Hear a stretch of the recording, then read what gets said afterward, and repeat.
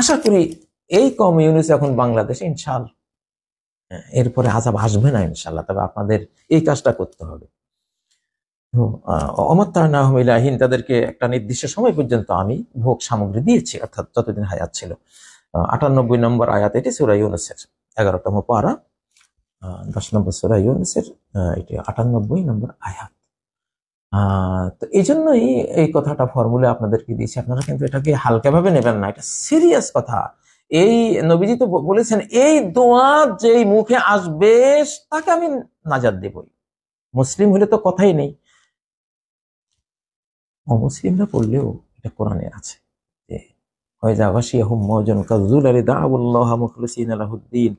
কেউ যদি অমুসলিমও হয়, যখন বিপদ দেখে সে মুখলিস হয়ে আল্লাহকে ডাকতে শুরু করে, তখন আল্লাহ তার দোয়া শোনেন। আল্লাহুম্মা নাজ্জাহুম ইলাল বাররি, যখন তিনি তাদেরকে মুক্তি দিলেন ইলাল বার, স্থল অঞ্চলের দিকে, তখন তারা আবার আল্লাহর বিরুদ্ধে কাজ করতে শুরু করলো, শিরিক করা শুরু করলো। তো এটি হলো সূরা লোকমানের আয়াত, আয়াত নাম্বার হলো ৩২ নম্বর আয়াত সূরা লোকমানের। তো যাই হোক, আমার এক ভাই, সে আমাকে একদিন বলল যে আমি খুলনা যাচ্ছিলাম বৈশাখ মাসে, রকেট নামক একটা স্টিমার ছিল, স্টিমারে করে। তো পদ্মার মাঝখানে কালবৈশাখী প্রচন্ড ঝড় আমাদেরকে আক্রান্ত করলো। লঞ্চ স্টিমারে মানে এমন অবস্থা, রোলিং শুরু হলো যে মনে হয় যেন আমরা ডুবে যাব। তখন সবার মুখে লা ইলাহা ইল্লা আনতা সুবহানাক ইন্নী কুনতু মিনাজ জালিমিন, লা ইলাহা ইল্লা আনতা সুবহানাকা ইন্নী কুনতু মিনাজ জালিমিন, সবাই। তা আমার ভাইটা, চাচাতো ভাই, সে বলে যে আমার পাশে একটা হিন্দু ভদ্রলোক বসা, কয় আমরা তো পড়তেছি, এখন কোন সময় সেই হিন্দু ভদ্রলোক যে কালেমা শিখে ফেলছেন, সে লা ইলাহা ইল্লা আনতা সুবহানাকা ইন্নী কুনতু মিনাজ জালিমিন পড়তেছে। আমি মন মন দিয়ে শুনলাম যে শুদ্ধ করে একবারে নির্ভুল ভাবে পড়া শুরু করেছে। তো যখন একটু রুলিং কমলো, তখন এক মুসলমান একটা বেড়ি ধরালো, সিগারেট। এই হিন্দু ভদ্রলোক ওই মুসলমানটাকে বলতেছে যে ভাই ভাই মাপ চাই, এখনো বিপদ কাটে নাই, তুই এখন এইটা ধরিস না। মানে তার দোয়া ইউনুস শেষ হচ্ছে না, সে হিন্দু কিন্তু সে দোয়া ইউনুস পড়তেছে। বিপদের সময় হিন্দু, বৌদ্ধ, খ্রিস্টান, 12 জাতি যেই পড়ুক না, আল্লাহ রক্ষা করেন। তো বর্তমান যে বাংলাদেশ, আমরা একটা ক্রান্তিকালে কিন্তু আছি। এখানে ব্যর্থ হওয়ার কোনো সুযোগ নেই, ব্যর্থ হলে আমরা ধ্বংস হয়ে যাব। 267 বছর পর তরুণদের হাতে আল্লাহ সাম্রাজ্য তুলে দিয়েছেন। তরুণরা তোমাদেরকে দিয়েছেন আল্লাহ, আমরা আছি তোমাদের সাথে।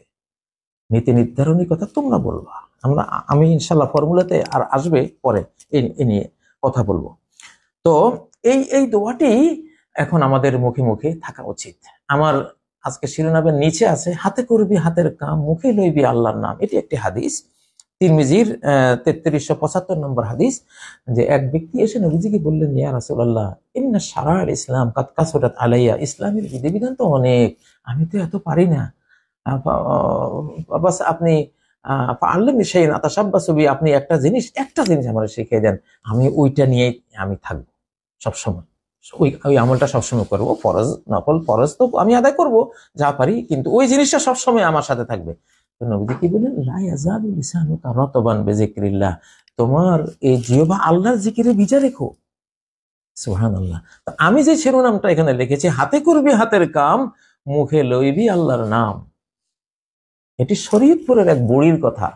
আমি মাহফিলে গিয়েছিলাম, তো ওই বুড়ি কি দোয়া চাইতে এসেছিলেন বা কোনো প্রসঙ্গে, তো আমি ওনাকে কৌতূহল বশত আমার মনে হলো যে এত নিভৃত গ্রামে থাকে, ধর্ম সম্বন্ধে কি বা জানে, সে আল্লাহর কি বা করে, কদ্দুর কি করতে পারে পরকালের জন্য। তো জিজ্ঞাসা করলাম, বুড়ি ধর্ম কি? সুবহানাল্লাহ, এই কথাটা সে বলেছিল আমার। তো কেন হুজুর সাহেব, ধর্ম হইলো হাতে করবি হাতের কাম, মুখে লইবি আল্লাহ নাম। সুবহানাল্লাহ, মানে ধর্মের প্রাণটা সে বলে দিল। ঠিক নবী সাল্লাল্লাহু আলাইহি ওয়াসাল্লাম ওই ব্যক্তিকে যে কথা বলেছেন সেই কথা। আসলেই আসলে একজন বিজ্ঞানী, তিনি জিক্রুল্লাহর প্রভাব তিনি পরীক্ষা করার জন্য তিনি তার কৃষি ক্ষেতে একই সার, একই পানি, একই বীজ, একই ধরনের সব সেবা দিয়েছেন। তো এটাকে তিনি ভাগ করেছেন, একটা ভাগ করেছেন। এই এই ভাগের মধ্যে একটা লোক নিয়োগ করেছেন যে তুমি এখানে বসে বসে সবসময় আল্লাহ জিকির করবা, যতক্ষণ পারো সূরা ইখলাস পড়বা, ফালাক নাস পড়বা, সূরা ফাতিহা পড়বা, এগুলি পড়বা, তোমার কাজে হলো এটা। আরেকটা অংশ সেখানে সে বলেছে যে একটা লোক নিয়োগ করেছে যে তুমি এখানে বসে বসে এই ধান গাছ, ফসল গাছ যা আছে এগুলির গালিগালাজ করবা, এগুলির কেচি এনে একটু হুমকি দিবা যে কেটে ফেলবো, মানে বিভিন্ন ধরনের দুর্ব্যবহার করবে এগুলির সাথে। আর আরেকটা অংশ খালি। তো যখন ফসল হলো দেখা গেল 144% বেশি ফসল হয়েছে ওই অংশে, যে অংশে এই জিকির মানে কাজও করতেছে, আবার লা ইলাহা ইল্লা আনতা সুবহানাকা ইন্নী কুনতু মিনাজ জালিমিন, সুবহানাল্লাহ, আলহামদুলিল্লাহ, লা ইলাহা ইল্লাল্লাহ, আল্লাহু আকবার, জিকির চালু, জিকির সহ কাজ করতেছে, হাতে করবি হাতের কাম, মুখে লইবি আল্লাহর নাম। সেখানে 144% ফসল বেশি হয়েছে ওই টুকরার চেয়ে যে টুকরাতে গালিগালাজও করা হয়নি, জিকিরও করা হয়নি, কিন্তু সার, পানি, বীজ সবকিছু এটার মতোই, জিকিরওয়ালা অংশের মতোই দেওয়া হয়েছিল। সেই অংশের চেয়ে এই অংশে 144% বেশি ফসল হয়েছে। আপনি পরীক্ষা করে দেখেন। বাংলাদেশে ইনশাল্লাহ আমি কিছু সুসংবাদ আসতেছে অন্তর্জগতে, যে বাংলাদেশের আগের এই পর্বটা, যেহেতু নবাব সিরাজের পরে, নবাব সিরাজের সময় আমাদের বাংলাদেশ ছিল বিশ্বের সেরা ধনী দেশ, যে আসতো এই দেশে থেকে যেত, এরকম অবস্থা ছিল।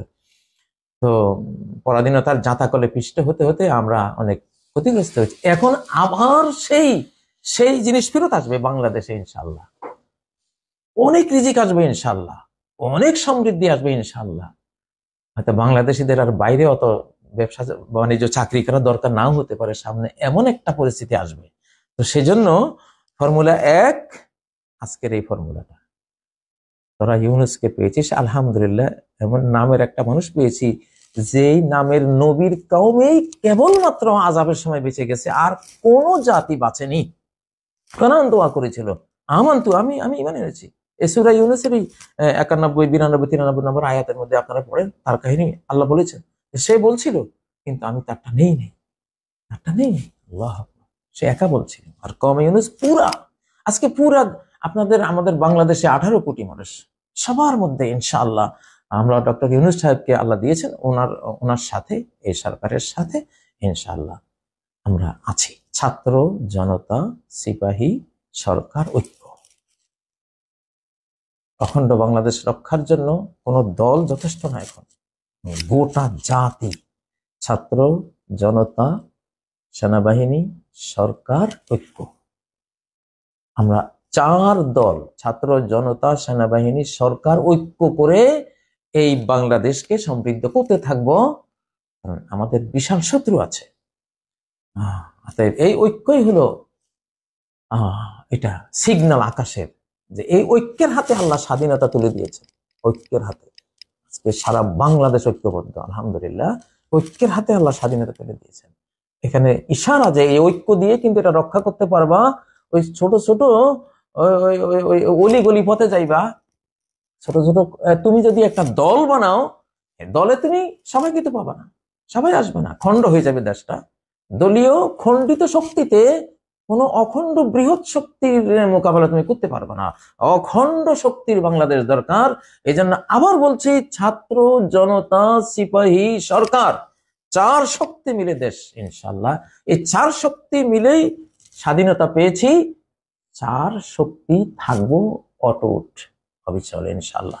আল্লাহ রক্ষা করুন প্রিয় বন্ধু।